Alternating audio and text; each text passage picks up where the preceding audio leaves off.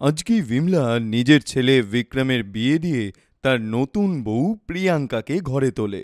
এদিকে বিমলার মেয়ে মনীষা নিজের বৌদিকে স্বাগত জানানোর জন্য খুব সুন্দর করে আরতির থালা সাজিয়ে নিয়ে এসছিল। কিন্তু মনীষার হাতে আরতির থালা দেখে বিমলা প্রচণ্ড রেগে গেল। অপয়া মেয়ে, তোর সাহস কি করে হলো নিজের হাতে আরতির থালা নিয়ে আসার? তুই জানিস আজকের দিনটা কত শুভ, তারপরেও নিজের কালো ছায়া নিয়ে চলে এলি তুই। দে দে আরতির থালা আমাকে দে আর তুই যা।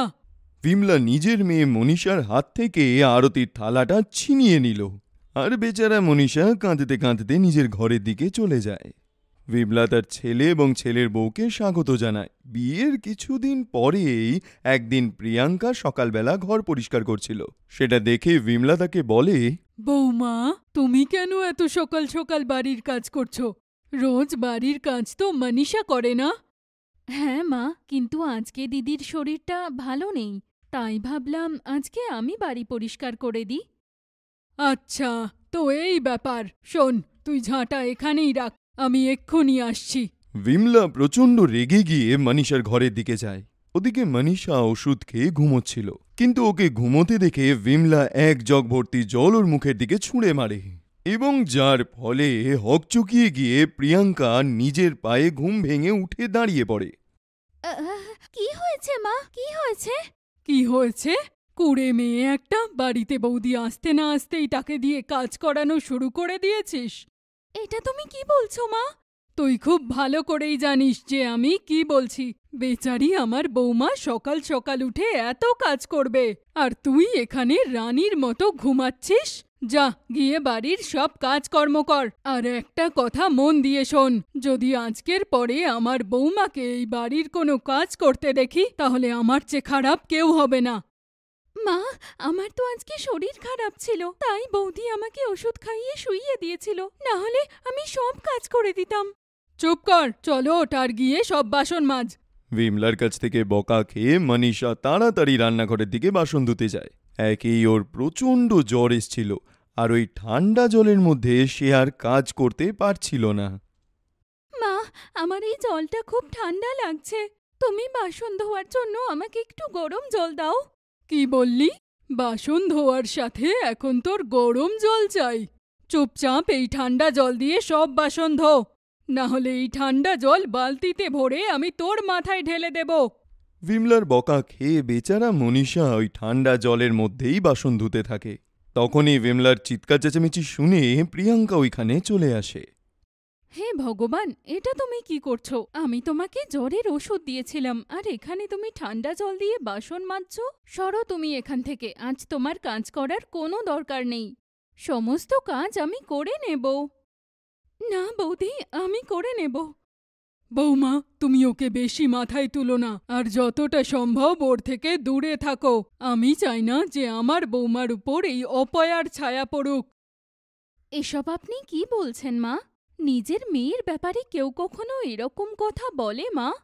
মনীষা বাসন ধুতে ধুতেই ওদের কথাগুলো শুনতে থাকে, যেটা শুনে ওর চোখ জলে ভরে ওঠে।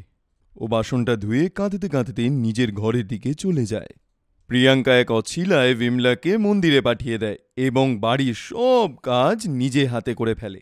রাত্রিবেলা প্রিয়াঙ্কা যখন সবাইকে খেতে দেয়, আরে এসো মনীষা দিদি, আজকে আমি খাবারে রাজমা চাওয়াল, পনির বাটার মশালা, তন্দুরি রুটি আর সিমুই বানিয়েছি। খেয়ে বলো আমায় কেমন হয়েছে।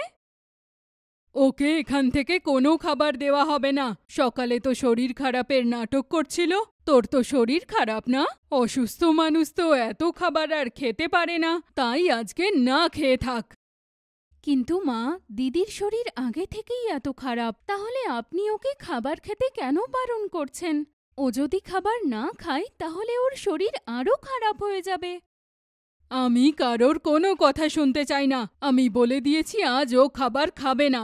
তোমার আসার পরে ওর অনেক পাখা গজিয়েছে। একদিন খাবার না খেলে ও নিজে থেকেই আবার ঠিক হয়ে যাবে, বুঝেছ? বিমলা মনীষাকে খাওয়ারটুকুও খেতে দেয় না, আর বকাঝকা করে ওকে ওখান থেকে বের করে দেয়। মনীষার প্রতি ওই ব্যবহার দেখে প্রিয়াঙ্কার প্রচণ্ড খারাপ লাগে, কিন্তু ওর ইচ্ছে সত্ত্বেও ও নিজের শাশুড়ি এবং বরের সামনে কিছুই বেশি বলতে পারে না। সবাই যখন ঘুমিয়ে পড়ে তখন প্রিয়াঙ্কা একটা প্লেটে মনীষার জন্য খাবার নিয়ে যায়। আরে বৌদি, তুমি এখানে? হ্যাঁ গো, আমিই এসেছি। দেখো, আমি তোমার জন্য খাবার নিয়ে এসেছি, তাড়াতাড়ি খেয়ে নাও। না বৌদি, মা যদি তোমাকে এখানে দেখে নেয় তাহলে বেকার বেকার আমার জন্য তুমি বকা খাবে। আরে কিচ্ছু হবে না, তুমি টেনশন করো না, আজকে আমি তোমাকে নিজের হাতে খাওয়াবো। প্রিয়াঙ্কা মনীষাকে নিজের হাতে করে খাইয়ে দেয় এবং বৌদির এত ভালোবাসা দেখে মনীষার চোখ ভরে ওঠে জলে।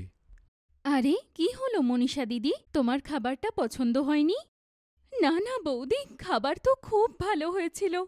তাহলে তুমি কাঁদছো কেন শুনি? তোমার চোখে জল কেন এলো? না, তোমার আমার জন্য এই ভালোবাসা দেখে আমার চোখে জল এসে গেছে। আমাকে কেউ কখনো এইভাবে খাইয়ে দেয়নি। আজকে তুমি আমাকে এত ভালোবেসে খাইয়ে দিলে, তাই চোখে জল চলে এসেছে। এত ভালোবাসা তো আমার মাও আমাকে দেয়নি কখনো। আরে পাগল, বৌদিও তো মায়ের মতনই হয়। চলো এবার চোখের জল মোছো আর তাড়াতাড়ি খাবারটা খেয়ে নাও, নয়তো যদি কেউ আমাদের দেখে নেয় তাহলে খুব বিপদে পড়ে যাব। দুজনেই আড্ডায় ইয়ার্কি মারতে মারতে মজায় মজায় খাবারটা খেয়ে ফেলে। তার কিছুদিন পরেই মা, প্লিজ আমাকে কলেজে যেতে দিন। আমি কলেজে গিয়ে নিজের পড়াশোনা শেষ করতে চাই। প্লিজ বারণ করো না মা। তুই কি একবারে মায়ের কথা বুঝতে পারিস না নাকি?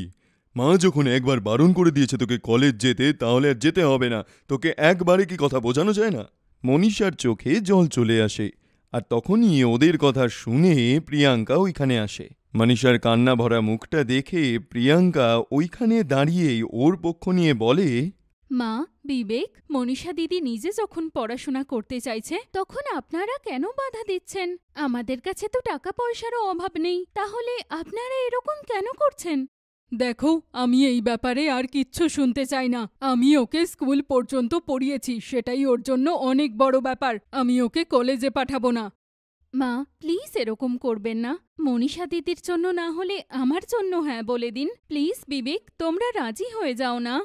প্রিয়াঙ্কার এতবার বোঝানোর জন্যে ওরা মনীষাকে কলেজ যেতে দেওয়ার জন্য একটু হলেও কিছুটা রাজি হয়ে যায়। এইটা শুনে মনীষা অসম্ভব খুশি হয়ে যায়। যখন ওর মা আর ভাই বাইরের দিকে যায়, ও তখন নিজের বৌদিকে জড়িয়ে ধরে অনেকবার করে ধন্যবাদ বলে। থ্যাংক ইউ সো মাচ বৌদি, থ্যাংক ইউ সো মাচ। তুমি যদি না থাকতে তাহলে মা কোনোদিন আমাকে কলেজ পাঠানোর জন্য রাজি হতো না। তোমার জন্যে সব কিছু ঠিক হয়ে গেছে। তুমি সবসময় এইভাবেই আমার সাথে থেকো। কিছুদিনের মধ্যেই মনীষা কলেজে যাওয়া শুরু করে এবং ওখানে গিয়েই ওর অর্জুন নামের একটা ছেলের সাথে দেখা হয়। প্রথমে তো ওরা দুজনে খুব ভালো বন্ধুই ছিল, কিন্তু যত সময় গেল ওদের বন্ধুত্ব কখন ভালোবাসায় বদলে গেল সেটা ওরা দুজনেই বুঝতে পারল না। একদিন অর্জুন নিজের বাইকে মনীষাকে বাসস্ট্যান্ড অবধি ছাড়তে এলো, কিন্তু দুর্ভাগ্যবশত ওর মা ওই সময় মন্দির থেকে আসছিল, তাই মনীষাকে অর্জুনের বাইকের পিছনে বসে যেতে ওর মা দেখে নেয়। বিমলা বাড়ি পৌঁছে মনীষার ঘরে ফেরার জন্য অপেক্ষা করছিল। মনীষা যেই বাড়িতে ঢুকল তখনই ওর মা ঝাড়ু দিয়ে মনীষাকে খুব মারতে শুরু করলো। এটা তুমি কি করছো মা? ছাড়ো আমাকে, আমার খুব কষ্ট হচ্ছে। মা, মেরো না আমাকে, মা ছেড়ে দাও আমাকে। মনীষার চিৎকার চেঁচামেচি শুনে হঠাৎই প্রিয়াঙ্কা ওইখানটায় চলে আসে এবং ও যে করেই হোক বিমলার থেকে মনীষাকে বাঁচায়। আজকে তুমি আমাদের মধ্যে কথা বলো না বৌমা। এই অপয়া মেয়ে সমাজে আমাদের কোনো সম্মান রাখবে না। আমি আজকে নিজে ওকে একটা ছেলের বাইকে দেখেছি। আমরা কি এটাই দেখার জন্য তোকে কলেজে পাঠিয়েছিলাম? আমি আগে থেকেই জানতাম বাইরে গিয়ে ও নিশ্চয়ই এরকম কিছুই করবে যাতে আমাদের ক্ষতি হয়। যবে থেকে জন্মেছে তবে থেকেই ক্ষতি করে যাচ্ছে। ওর থেকে তো ভালো কিছুর আশাই আমি আর করতে পারি না। ভালো হতো যদি জন্মানোর আগেই ও মরে যেত। জন্মের পরেই নিজের বাবাকে খেলো আর নিজের যমজ ভাইটাকেও। ওদের মারার চেয়ে তুই নিজে কেন মরলি না? বিমলার কথাবার্তা শুনে মনীষার চোখ থেকে জল বেরিয়ে আসে, কিন্তু প্রিয়াঙ্কা বিমলার কথা শুনে প্রচণ্ড রেগে যায়। বন্ধ করুন মা, অনেক হয়েছে। বেচারি মনীষা দিদি চুপচাপ আপনার সব কথা শুনে নেয়। তার মানে এই নয় যে আপনি ওকে যা খুশি তাই বলবেন আর সারা দিন এক কথা ওকে অপয়া বলে যাচ্ছেন। আপনি কি করে বাবা আর মনীষা দিদির যমজ ভাইয়ের মৃত্যুর জন্য ওকে দায়ী করছেন? এটা মোটেই ঠিক নয়। তুমি থামো বৌমা, ওর হয়ে আর বেশি কথা বলো না। অনেক হয়েছে মা, আমি মনীষা দিদির বিরুদ্ধে আর একটা কথাও শুনব না। এই পৃথিবীতে যা কিছু ঘটে সেটা ভগবানের ইচ্ছেতে, কিন্তু আপনি তো সব খারাপ জিনিসের জন্য নিজের মেয়েকেই দায়ী করেন।